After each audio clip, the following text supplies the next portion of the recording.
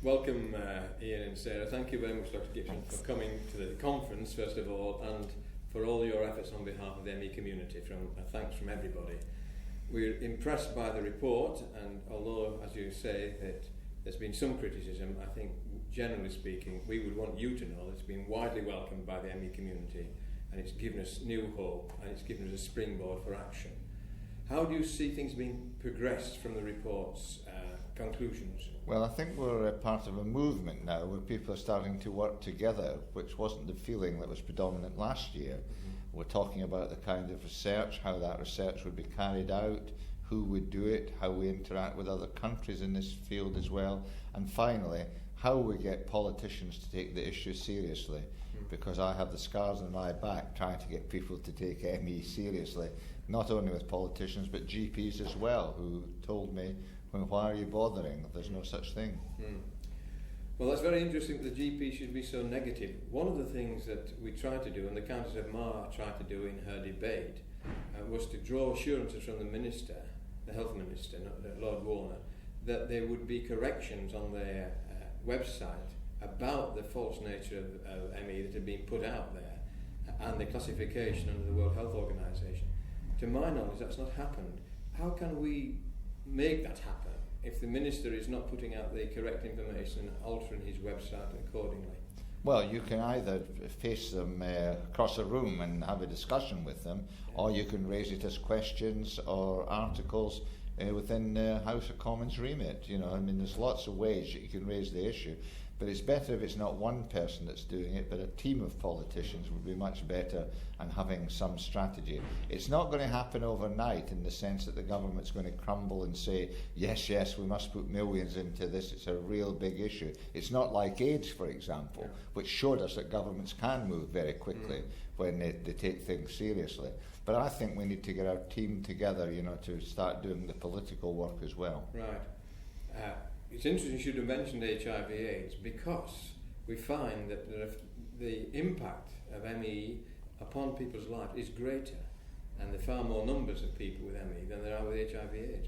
So the tail is wagging the dog here, which is rather disturbing from our point of view. Yes, I think there are powerful figures in the Department of Health and in the research community who dominate in this area. Whether the pharmaceutical companies are indirectly involved, I don't know, but I certainly think there are people who don't believe that ME is a priority. It is not a priority in the government's health programme, and it ought to be. Right, thank you. Sarah, you were very much involved in the sort of putting the report together, and you had a lot to do with ME patients who were writing in large numbers, and other people, of course. How did you find it from your point of view? For me, I've found it absolutely fascinating. I mean, I was aware of ME as an illness. I came to work for Dr. Gibson in the London office just before the report was finalised, and I worked with the group and that sort of thing.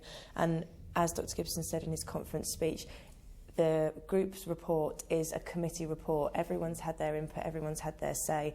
There were differing views even on the committee as to what ME is or what the nature of ME is.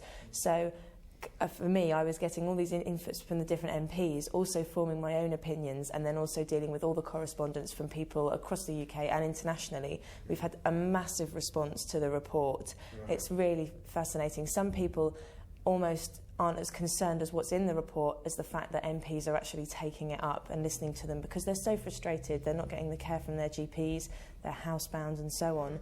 And just to know that there are people out there, the group that Ian started and the APPG, I think it really gives a lifeline to people, which I wasn't aware perhaps of the severity of things before I became this involved.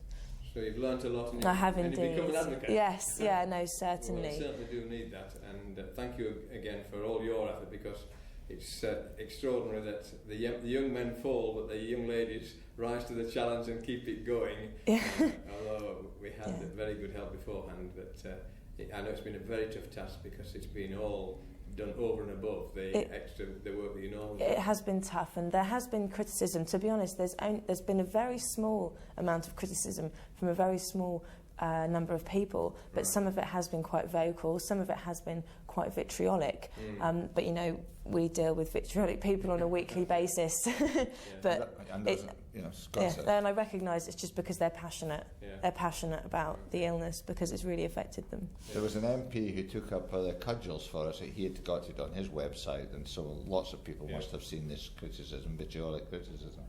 And he tried to answer and say we were good and true workers and keen on it all, and he was always impressed by the work we did on health issues and so on, and we knew what we were talking about. And then he got slammed by the same group. So at that point I just gave up. There was no way that certain people were ever going to be pleased whatever you did. The negativity was at times difficult to handle, but I guess you just have to live with that and hope that the positive people stay in the greater numbers. It seems to me that what's needed from the report is for some release of very substantial funding to begin to address all the issues that were raised in the report and underwritten. I mean, the adoption of the Canadian criteria nationally and internationally is beginning to take place. Yes. But it needs to be accelerated so that we're all working from the same ground rules, so patients in one postcode area are not getting a very different sort of pattern of treatment from those in another. We certainly need to accelerate that, and also you raised the question of a centre of excellence, which I think is very important. And we've had the Whitmore Peterson Centre described to us from Nevada. Do you think there's any realistic opportunity or possibility of such a centre being developed in the UK? Yes, I think there is. You see, once you start the idea, not only does a rich benefactor appear, or interaction between groups takes place, and they start to raise money for something. I think we've all in our careers seen people start up, for example, cancer information centres, which would never have been built unless there had been activists and people pushing. What we do need is a centre where we bring all the people together to address the questions that need to be answered. I think that would be great next year if we had, the setting up of something, the start, the inauguration of something and collecting the money, and that we could ask the government to get around it too, give it its blessing. Because I don't think deep down the government, are absolutely against, funding ME. It's just that we need to put pressure on. There does seem to be a colossal drain likely on the insurance industries, and we seem to be aware that these are trying to stop any significant advances which would increase insurance costs to be paid out by the large companies. So that is where we see a sticking point. Yes. And that seems to be an area where it might be possible to address that issue in Parliament.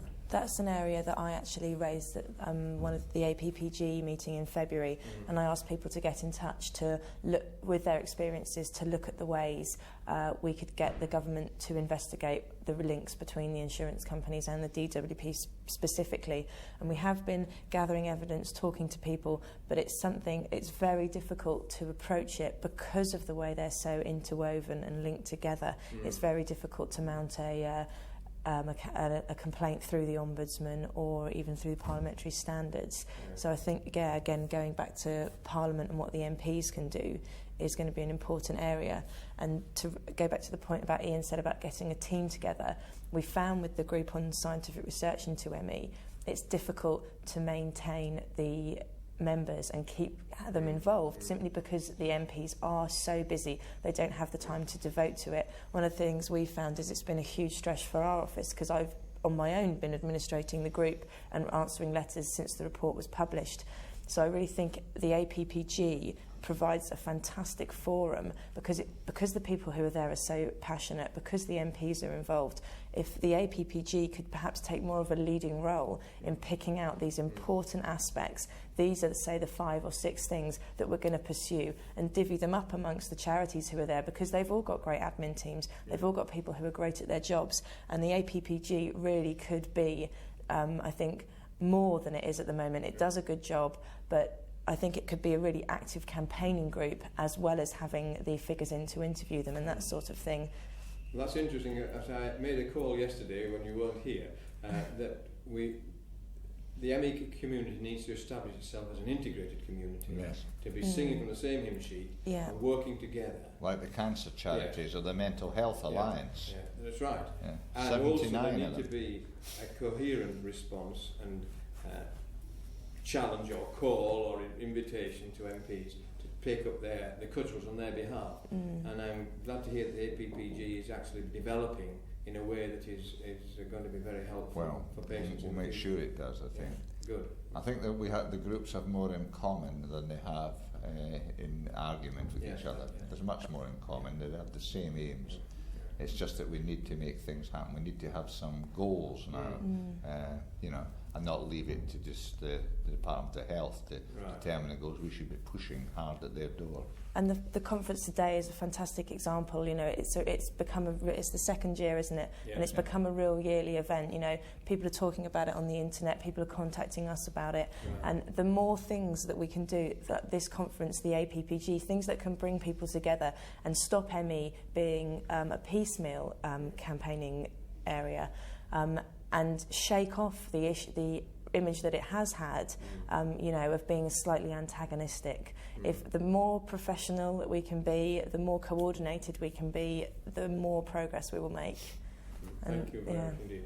Well, that's very helpful, and thank you for the encouraging sounds about the response to the report on a wider front, the international front, rather than because there's been some disappointment that there wasn't a wider publicity associated with that report when it first went out in the UK. Maybe we should say something about what we tried to do. We sent it to all the news. We did. Yes. I mean, I'm quite active with the press and the media and many other things. We know that we sent it to them. Yeah. It's just they don't react to it either. No. You see, the Mail on Sunday was the only one, and I didn't even know that was going to happen. It's funny when you're obviously campaigning on one issue. That issue is the biggest issue for you. Yeah. For us, ME is one of the major things we do, but we also receive, letters about hundreds of other illnesses a day, and even select committees of the House, when they publish reports, it often won't get in the press unless there's something very controversial, or unless they're really criticising the government, or unless it's something on road pricing that directly affects a lot of people. So much of the work that goes on in Parliament, which I would perceive as important work, doesn't even make it into the press because it's not the sort of thing that's going to sell papers. And unfortunately with ME, maybe it is the case that people simply don't recognise how many people it affects, because it does affect a large number of people. But we've actually got a couple of things in the pipeline that we're going to speak to journalists about, and hopefully we're going to be able to get some more media coverage throughout the year. But we don't want to raise people's hopes, and we don't want to go into it. But there's a couple of things in the pipeline. I don't see many of the media here today either. Well, we had a big journalist here yesterday, at least one that I know. But I think there's hundreds of health and scientific journalists now, and from all the tabloids right through to the best elements in the press. So, well, we're looking forward to the media recognition of the illness and of the work that you've done. And thank you once again very much indeed. Thank you. Thank you for having us here today. And you stimulated us too. You were one of the ringleaders of the stimulation group. Thank you very much again. Thank you.